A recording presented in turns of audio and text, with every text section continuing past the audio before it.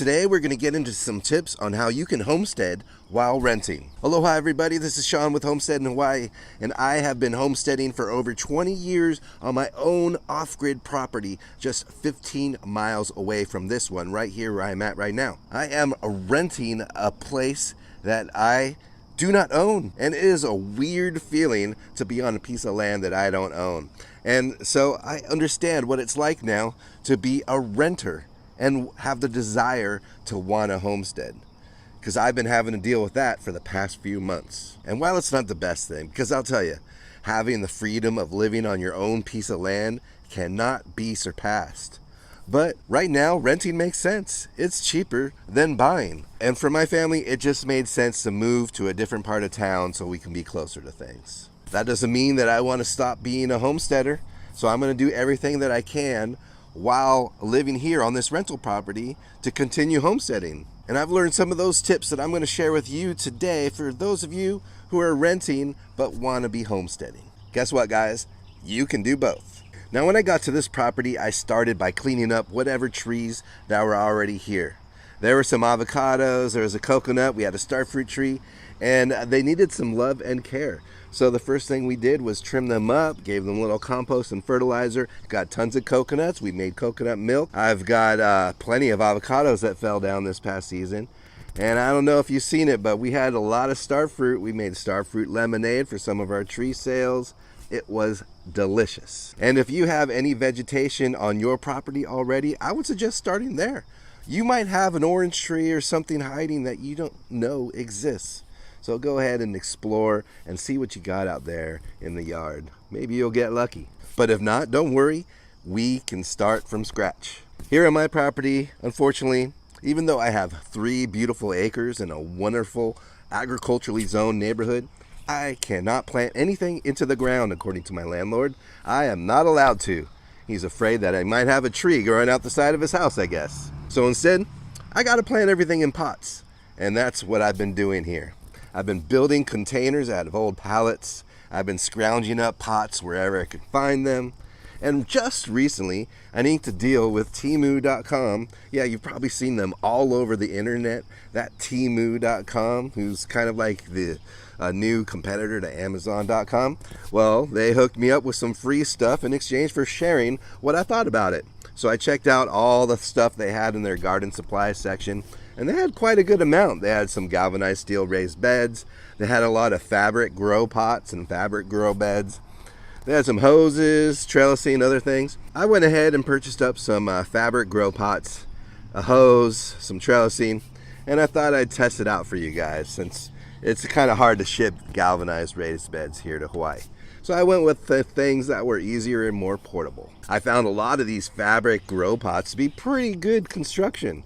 I got a couple of these plastic grow bags that are made from tarp material, and I don't think they'll last more than a few seasons. But I like the fabric grow pots that I got. The fabric grow beds, the little bigger ones here, they seem a little more flimsy, so we'll see how they hold up over time. But I would definitely suggest the fabric grow pots. They seem very sturdy in construction. I got the 15-gallon grow pots, and they are big enough to plant a tree in. They are big enough to have a little herb garden in or to grow some greens in.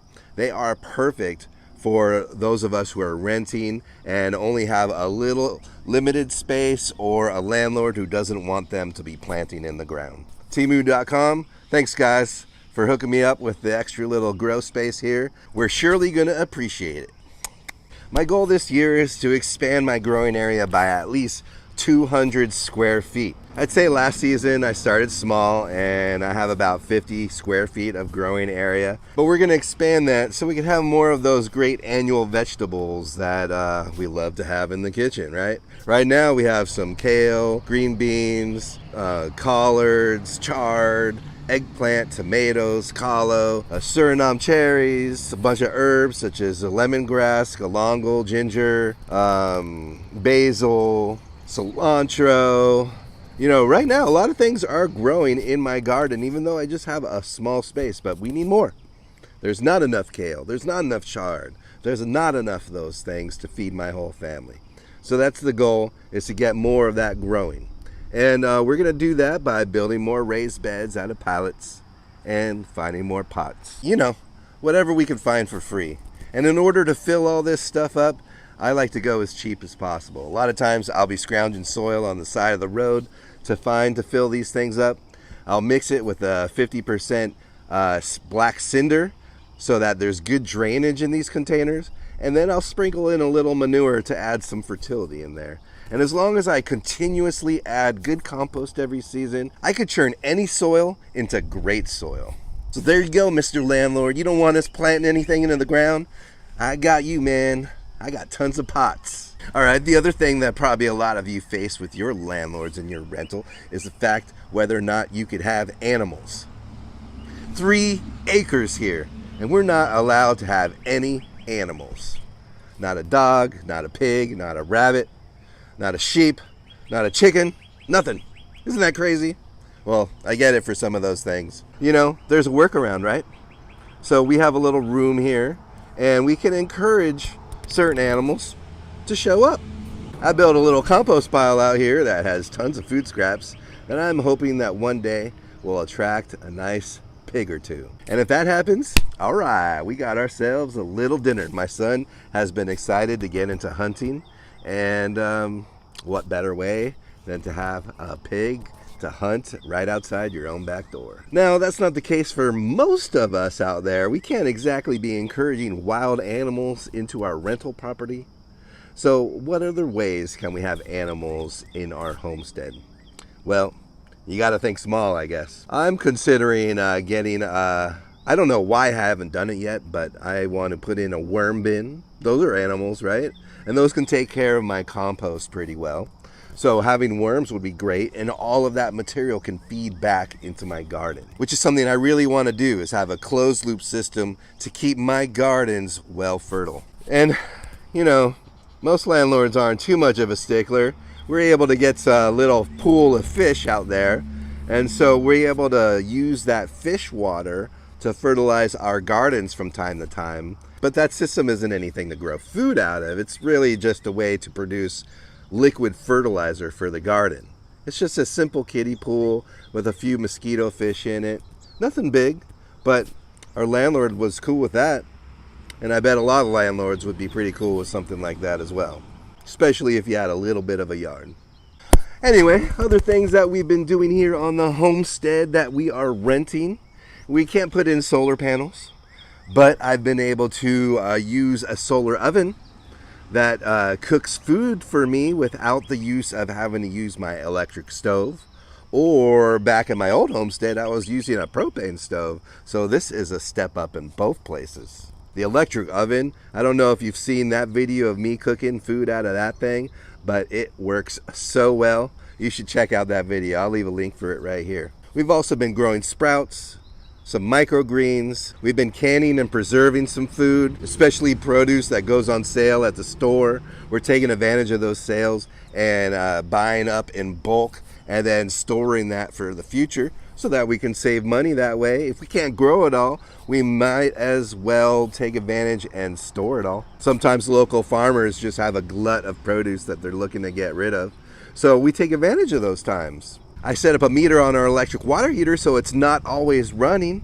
Now it only turns on in the evening when everyone's at home and we actually need hot water. Go figure, right? So those are simple things that I was able to do here on the homestead as a renter. And I haven't gone so far yet as to build a compost toilet here, but I have been using an old milk jug to pee into, which may sound a little gross, but it is amazing fertilizer for bananas. And in a future video, I'm going to be sharing all about the permaculture properties of urine. So get ready for that. Now, a lot of you probably aren't ready to go off-grid, and you can use this time right now to build some skills. Some of these skills you may not even think about as being useful for living off-grid. I've got a list here, so I'm just going to read off a few of them to you so you keep them mindful while you're looking for that dream property. Some of the skills include knowing how to work on your car and on small engines. A lot of times your lawnmower or your truck may need a tune-up or a repair, and it will be really handy if you know how to do it. For myself, I want to improve my skills as a builder, especially with a detailed things. So I've been working on old furniture projects and restoring furniture and finding ways that I can improve my skills in that department, because I've already built a few homes. And if you don't have any home building skills, get some of those. How about plant propagation? Learn how to grow your own plants right now while you rent. And if you can't grow them on your own property, share them or sell them with friends. Start composting. Like I said, you could do worm composting in a small space, or you can set up another sort of compost, bokashi composting, or just to have a big bin outside where you can begin composting. Just start experimenting on how to make good soil, because that is the key to having a great garden. And when you're growing all this wonderful stuff, you should learn how to cook with it. So get in the kitchen and start learning how to make recipes. Now that you find yourself cooking more, you're going to need a way to store a lot of that produce that you're going to use. So begin building skills on how to can, how to pickle, how to ferment, how to do all those things to make your harvest last longer. And right now, since I'm renting and can't have animals here on my homestead, we're focusing more on hunting and fishing. And so we're building out those skills this year, something that I don't have right now, but I know that I could really work on. And I'm using this time while renting to be able to work on those that I've neglected. While you rent, you could also use this time to learn about wild, edible, medicinal plants. They are everywhere, no matter where you live. So you might as well learn about them. Who knows? There may be more growing in the wild than you could ever grow in your garden. So start to learn about what's growing around you. And in the same vein, you can learn about mushrooms. You can learn about how to identify them and find them in the wild. Or you can learn about how to grow your own. Growing mushrooms is a really easy thing to do as a renter.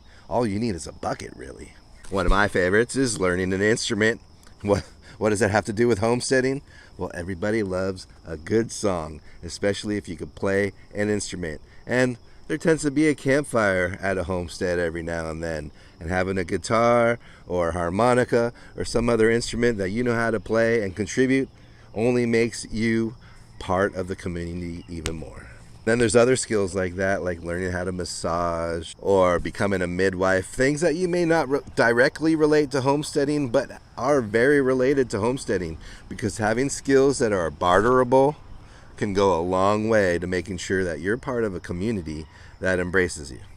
And homesteading is all about community, because we can't do it alone, folks. There's probably more on that list, but that's what I got for you right now.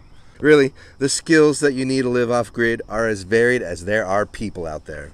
And you could be learning all of these things right now while renting. I can't get solar panels. I can't get water catchment. I can't plant anything into the ground.